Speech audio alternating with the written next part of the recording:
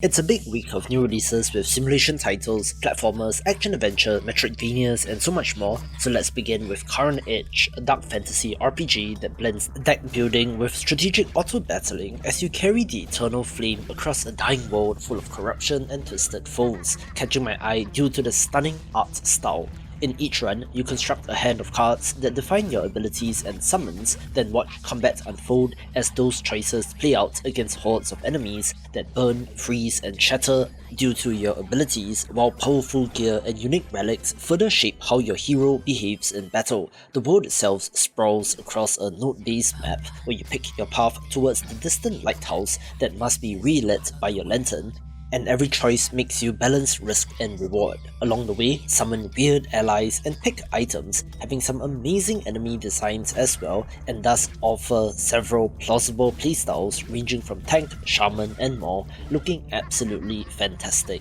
Blightstone is a turn-based tactics roguelite set in a dark fantasy world where a corrupted blight threatens all life, and your ragtag band of adventurers must protect the Earth Glass Crystal, carrying it to the Infernal Rift to destroy the Blightstone and to save the world. Interestingly, there are no grids in combat, dropping them in favour of free movement, letting you use terrain, cover, weather effects, and interactive environmental hazards to affect every encounter while juggling a wide range of active and passive skills from multiple classes. Encounters challenge you to balance resource management with tactical skill, as every decision can mean life or death, and defeat fuels new opportunities to reshape your approach with different skill builds, items, and strategic choices that carry into future runs. Across procedurally generated maps, you recruit and manage heroes with distinct abilities, deciding when to hold ground or to make a daring strike while the blight creeps ever closer. Battles can swing dramatically when you unleash elemental combos or time the use of your abilities well, looking satisfying in that tactics game manner with an art style which is a little bit reminiscent of Darkest Dungeon, so I definitely have my eye on this. A first-person simulation title of interest is Bladesong, where you play as a master smith in a bleak fantasy world where crafting blades becomes both art and survival as you run a forge in the walls of Oryn Keep and fulfill commissions that test your eye for balance, geometry, and material choice. Between crafting sessions, there will be story moments that have you exploring the lore of a dying world and your place in it, with, of course, crafted weapons and the people who wield them affecting the larger world. There will also be Creative Mode, a sandbox of sorts, which allows you to create any blade of your dreams or perhaps pursue historical recreations, looking like an interesting step for the first-person simulator. Love indie games? Sign up to my newsletter to get a weekly dose of what's hot, along with some news and of course, weekly game giveaways, so if interested, link is in the description below.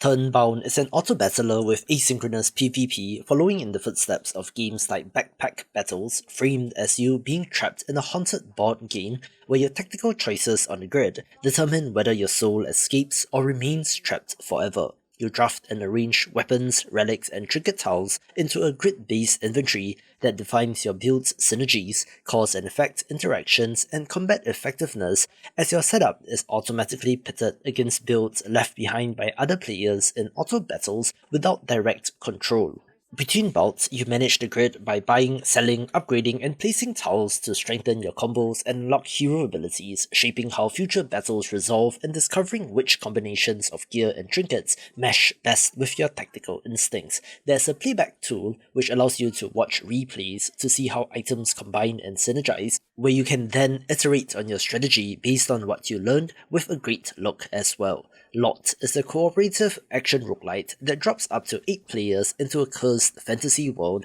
where chaotic combat, wild loot, and absurd power-ups define every run. It has fast-paced action mixed in with the roguelite structure as you and your allies battle through procedurally generated encounters, swapping freely between swords, wands, bows, and guns, while stacking ridiculous buffs that combine into explosive combos and absurd effects that can turn a fight upside down. Each run challenges you to push deeper into danger by mixing and matching over 100 wild power-ups that can radically alter how your build performs, from defensive barriers to blessings that amplify your damage, and goofy items that reshape battles into comedy. In co-op, the social aspect of reviving teammates and covering each other's backs adds a layer of strategy, with the entire game leaning into the memes, like being able to get cheddared, having playtested well, so I'm looking forward to it.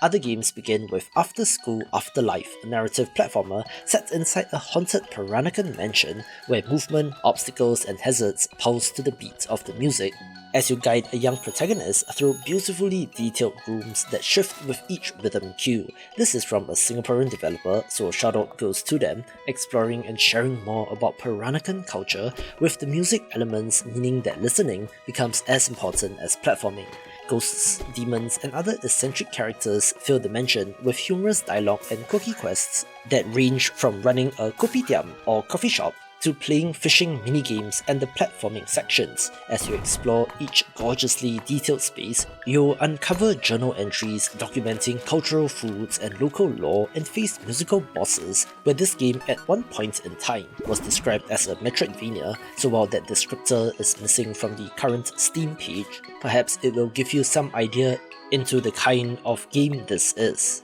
A gorgeous looking title is Earth of Oryn, a medieval strategy and city building simulation where you guide a fledgling settlement into a thriving kingdom, where every choice affects stability, trust and survival in a living world shaped by seasons and the needs of your people. At its core, the game places emphasis on thoughtful placement of modular buildings, resource gathering, and deliberate management of your population's comfort and moods as you assign jobs like building, farming, mining, and crafting to ensure that you're able to provide food, shelter, and various goods, plan road networks, designate production zones, and respond to environmental constraints as growth brings both opportunity and strain, forcing decisions about where to expand and how best to organize your workers to sustain them over the long haul. This will be an early access release and is a rare case of I don't know what to expect, since the developer says that there will be no campaign, combat, multiple biomes, advanced buildings, deep progression systems,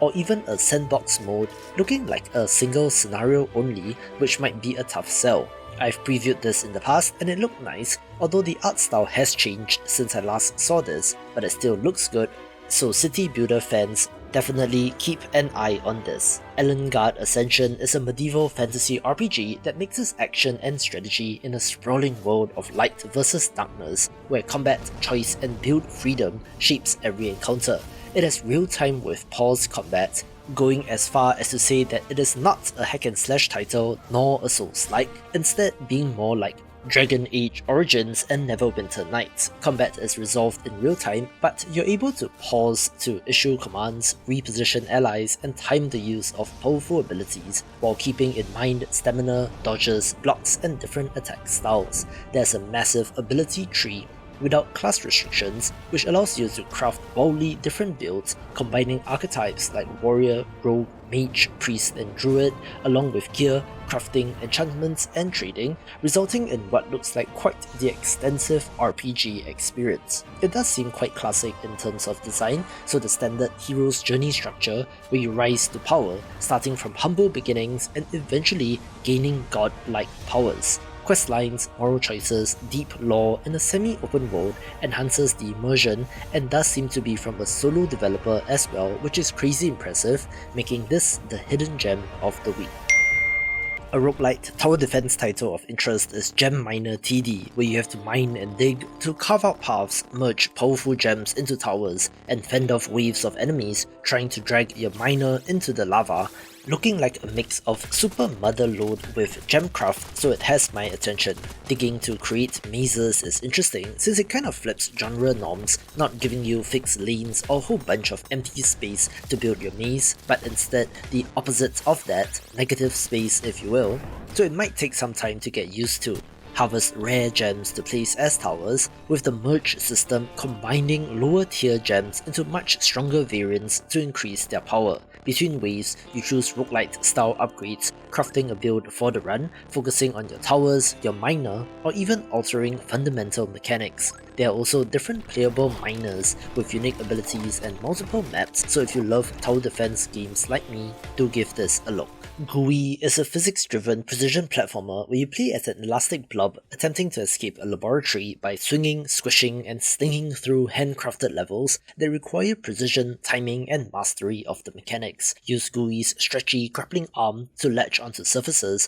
or to sling your way across the level, chaining these together and attempting to keep momentum on your side while avoiding hazards like electric beams and bottomless pits. You need to get a feel of the physics in this game if you want to be successful. Looking like fun should you master it, with various add-ons like optional collectible letters and a robust level editor with Steam Workshop support rounding off the package. The latest Rage game of note is Hack and Climb, a physics-based precision platformer where you control a cursed weapon, clawing its way upward through brutal vertical levels, hurling yourself, swinging and thrusting to make your way towards the summit of a treacherous mountain. Your aim will be critical as you use precise throws and the rotation of your weapon to anchor yourself into the next foothold, climbing rugged terrain, avoiding environmental hazards and navigating varied biomes from rain-soaked forested areas to icy peaks that are as dangerous as they are beautiful. Of course, being a Rage game, there will be disastrous consequences should you fall,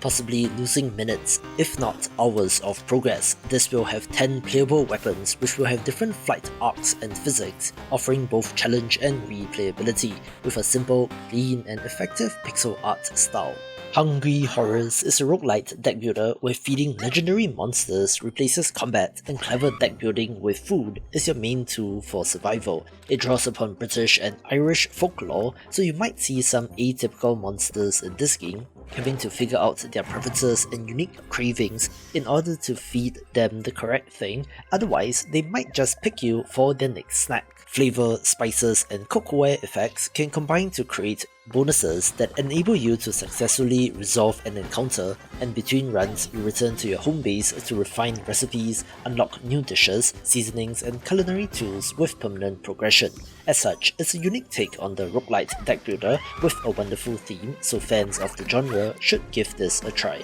KNOCKOFF is an unconventional isometric action title that mixes fighting game mechanics, bullet hell intensity, and horror tinge PvE and PvP action in a surreal dead shopping mall, and the best part is that it's free, so why not give this a go? This is the work of a solo developer over 4 years, looking insanely cool, where you explore the shopping center and battle waves of enemies using rapid strikes, aerial dodges, and tight directional movement, reacting to and avoiding bullet patterns. You can unlock modes such as wave-based survival and even PvP with friends or CPU opponents, offering something different. Every fight feels kinetic and expressive due to the vibes. Just look at the game and visuals, so yes, something weird and interesting to check out. This next title looks like a Mario Party-like, in which Lunars is a multiplayer party game with dynamic game boards, along with fast-paced minigames and pure multiplayer mayhem. Up to 4 local players and up to 8 online can compete in whimsical challenges, choosing a cuddly Chinese zodiac-themed character and customizing it with cosmetics, then dive into the game itself. You're moving across nodes on the board, where landing on a spot triggers mini-games where players can then roll, dash, jump, and compete for rewards while trying to outsmart your rivals in real time. There are a variety of modes ranging from classic turn-based to a simultaneous blitz mode that keeps everyone in motion at the same time, as well as a mini-game marathon which removes the board game part. Each board features unique hazards, interactive spaces, and strategic decisions about which paths to take, affecting when to activate power-ups or sabotage friends, adding unpredictability to every session.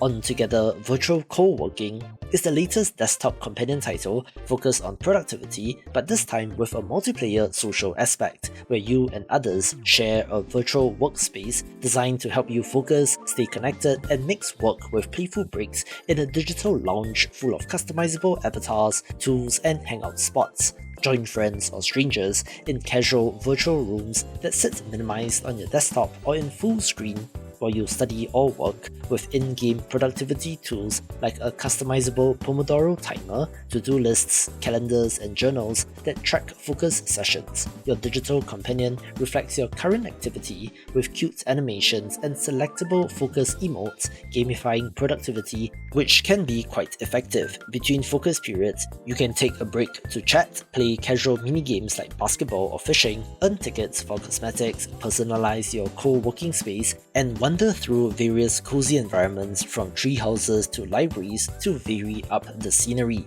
and might just help you get more things done. Perfect Tides Station to Station is the follow-up to a game from 2022, and similarly is a narrative-driven point-and-click adventure game that continues the introspective journey of Mara as she leaves her island home behind and grapples with the awkwardness of young adulthood in the big city. It's a direct continuation, building on the original's heartfelt storytelling, with more than 60 detailed environments to explore, each filled with characters to talk to, objects to examine, and experiences that shape how Mara sees herself and the world around her. Instead of solely focusing on puzzles, you collect topics and ideas alongside physical items, and these abstract pieces feed into conversations and narrative outcomes that influences how Mara's voice as a writer and thinker evolves over the course of a year as an 18-year-old navigating college life, friendships, relationships, and personal growth. Interactions are woven into seasonal acts and branching paths that reflect the choices and connections you make,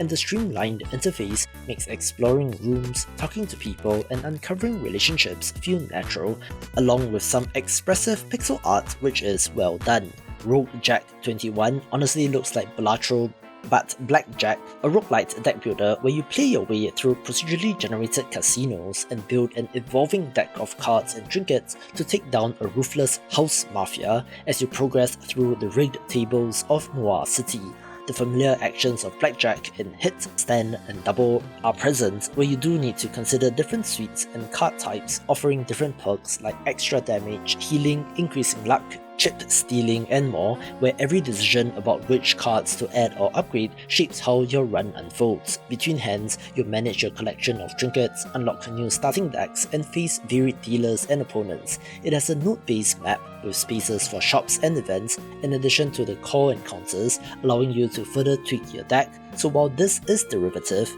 it does seem to be putting a fresh spin on the idea to see if you're able to beat the house. Tailside Cozy Cafe Sim is a slow-paced simulation title with a charming pixel art look in which you play as a fox, running your own cafe, brewing coffee, decorating your shop, and interacting with various customers, offering a slice of life kind of vibe which does seem very chill. Prepare various types of drinks and unlock new recipes and brewing options through skill upgrades over time to serve your customers better, getting to know these whimsical creatures whose presence and small storylines deepen the sense of community. Buy and arrange hundreds of decor items to personalize your cafe, bedroom, and terrace, creating a space that is truly your own. The game unfolds across days and levels that gradually unlock new features while you manage supplies and upgrade the layout, but it doesn't seem to be one of those intense tycoon games with a fail state, but rather a more gentle and calming one of these, joining the ranks of games like Coffee Talk and Not Monday Cafe. The 18th Attic Paranormal Anomaly hunting game is a psychological horror title that traps you in a looping attic full of unsettling secrets where your only tools are an instant camera and a lighter to detect, document, and survive lurking supernatural threats. In this eerie first-person exploration experience, you must scan the shadowy corners and twisted hallways for paranormal anomalies, snapping photos to reveal their presence, and slowly unravel haunting memories tied to your past, while vigilant of hostile forces that can strike when you least expect it. Each picture you take serves as a dual purpose by both exposing hidden anomalies and unlocking fragments of a narrative that piece together a disturbing backstory, forcing careful observation and steady nerves as nightmarish phenomena shift and twist the environment around you. Interestingly enough, you do have a feline companion whose presence offers brief comfort and sometimes clues. amidst the terror, so if you love the anomaly detection horror game, this will be of interest. The Gold River Project is an open-world survival crafting game that begins as a peaceful camping trip in the lush Pacific Northwest, but quickly twists into a mystery where you and up to 4 friends must scavenge, build, craft and endure as the wilderness around you becomes harsher by the day. Manage health, hunger, hydration, fatigue and temperature to stay alive while exploring expansive forested areas, lakes and trails, crafting tools, weapons and equipment along with makeshift shelters to withstand the elements and to fight off nighttime dangers. Seasons shift with time, so what was safe and abundant in summer grows cold and unforgiving in fall and winter, making you adapt your strategy about where to camp, when to hunt and forage, and how best to stay alive. There are also shots of what looks like some sort of underground base or laboratory in the trailer, hinting at some larger mystery, where this game had a tremendous amount of hype in terms of pre-launch wishlists, so let's see if it exceeds expectations. This next title is spelled all weird, so I'm going with the no-existence of Morphean Paradox, the Forest of Silver Shallots, being a narrative-driven adventure RPG set in the eerie dreamlike Forest of Silver Shallots, where you awaken with no memory and embark on a quest to uncover the truth behind the enigmatic Morphean Paradox in a world shaped by choice, consequence, and hidden currents of black mist. This has an absolutely stunning art style, turn-based RPG combat, and an almost visual novel presentation to it. Lead a guild of adventurers through branching story paths where every decision can dramatically alter character fates, relationships, and even the course of the narrative, having schedule management, exploration, and decision-driven storytelling to make each playthrough feel personal and unpredictable. Characters in your party have 6 core attributes and unique abilities that you shape through training, equipment, and choices as you tackle dangerous foes like bobbins, goblins, and assassin vines hidden beneath the surface. This game has released as of recording and is absolutely blowing up right now, so if you love turn-based RPGs, do give this a go. Touhou Blossom Blade is a 3D bullet hell action-adventure game that draws on characters and location from the Touhou project, being set in the mystical world of Gensokyo, where Konpaku Yomu leaves her role as a gardener and sword instructor to prove her skill by confronting the framed shrine maiden Hakure Reimu through frenetic encounters with fast-paced movement, platforming, dodging, and offense. This is a remastered version of an older game and is launching on Steam with new updates and features like streamlined controls, Steam achievements, balancing changes, removal of fall damage, and optimized graphics. Being able to jump in a 3/4 view game is not that common, so the action and platforming here does look refreshing, and while slightly outdated in terms of visuals, it does fit in with some indie games that intentionally go for this look, so I have my eye on this as well. The original Weird RPG was a wild title, a top-down action roguelite where you had to do things like scream into your microphone to activate some abilities, and they are back with the sequel, which is now a full third-person action RPG, having you hunting down monsters with parry-based swordplay while still retaining its weirdness with the voice-controlled gear system that lets you cast spells or enhance your character using your voice once again. The parry system is a focus, citing Sekiro as inspiration, but with more accessible timing windows and is less punishing as you engage enemies, explore varied maps, and tackle bosses while looting gear and items that shape your character. You can choose to duel enemies fairly with classic weapons, or transform to activate godlike power, including guns for some reason, so it's kind of random and all over the place, but that's what makes it interesting. Apparently, this is also the work of a solo developer, which is impressive, and was my runner-up for Hidden Gem of the Week. This one's for indie game developers. The free indie game marketing resources are ready, so sign up via the link in the description below to get it in your mailbox. The Last Faith Awakened Ancients is a free DLC for the Gothic Metroidvania, adding new areas and content to the brutal world. Where the original was essentially 2D pixel art Bloodborne, so free content, sign me up for that. Escape from Ever After is an adventure JRPG inspired by the classic Paper Mario games, where fairy tale characters and heroes must fight back against a greedy mega corporation that has taken over storybook lands and turned them into offices rife with cubicles and capitalism. In this snappy turn-based experience, you take on the role of Flint Buckler, a classic hero whose quest to storm a dragon's castle gets derailed when you discover that the location has been repurposed as Ever After Inc. headquarters with his dragon nemesis nowhere in sight, prompting you to climb the corporate ladder and to rally other quirky characters to take down the Mega Corp from within. Combat blends strategic action commands with timing-based strikes, blocks, and skill usage, keeping you engaged in the turn-based combat. Similar to titles like Bug Fables, party composition matters, allowing you to use a variety of skills from different characters in a synergistic manner as you go about accomplishing your quest, with a charming visual style as well. The long-in-development Duo Corp finally got a release date, and is a Souls-like action RPG set in a sprawling sandbox open world having directional combat with an emphasis on dodge rolls, strikes, and deep character customization. Its world is framed around a mysterious event that has darkened all eyes,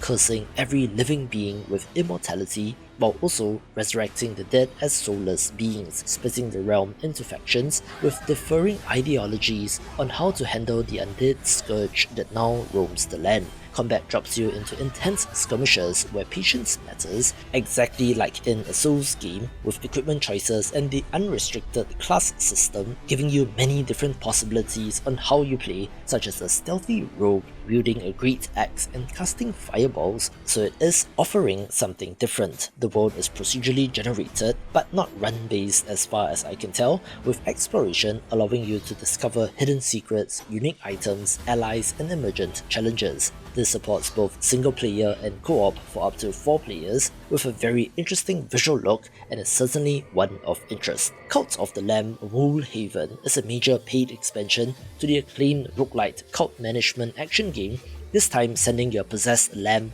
away from the familiar woods into a harsh snowy mountain called Wool Haven, where a forgotten deity and the lost history of lambkind await your cult's restoration. Rebuild a ruined town under bitter winter conditions, constructing new structures to keep your followers warm and safe from blizzards and frostbite, then face environmental challenges that reshape how resources, morale, and follower survival are managed as compared to the base game. There's also a new ranching system where you can raise rare animals for wool, warmth, and food, adding more to the management aspect. It also has new exploration zones and dungeons, crawling with corrupted creatures spawned by rot beneath the snow, deeper narrative threads tied to the mountain's past, and new combat encounters with dangerous new enemies and bosses, with this set to contain about as much content as the base game and looks to provide plenty of value. Is it the year of the Metroidvania once again? Kotama and Academy Citadel from last week is very good, and Neo Memories in Orbit appears to be as well, with early reviews being in the 80s and 90s. This is a hand-drawn 2.5D title where you take on the role of the nimble android Mio, awakening with little memory aboard the vessel, a vast overgrown derelict spaceship teeming with rogue machines and forgotten corridors. Navigate the interconnected environments filled with hidden pathways, platforming challenges, and lore as you interact with damaged robots to uncover fragments of the vessel's past and piece together both your origin and the mystery behind the collapse of the ship. Combat and traversal are tightly woven into the game design, with abilities like wall climbing, gliding, and grappling hooks expanding your reach and opening up new areas in classic Metroidvania fashion, while diverse enemy types and over a dozen boss encounters will test your combat skills, looking absolutely stunning. Watch this video for more upcoming Metroidvanias.